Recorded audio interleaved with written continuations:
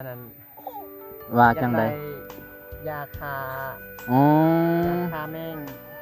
ยาฆ่าแมงพวกแมงที่มันกินอันนี้นี่บ่แมงที่มันกินหมากแตงมดจนใบจนมดโอ้บอกนี่ตัวนี้บ่นุ่ง ใช่ บางส่วนสิแก้ถ้าบ่จบเลย อือเพิ่นน่ะแมงไม่กินมันกินจังซี่ครับโอ้ คือจังซี่มันใหญ่จังซี่แล้วเฮาก็ฮดน้ำแล้วก็มันกินจนมดนี่มันกินใบเนาะ กินใบแล้วก็มัน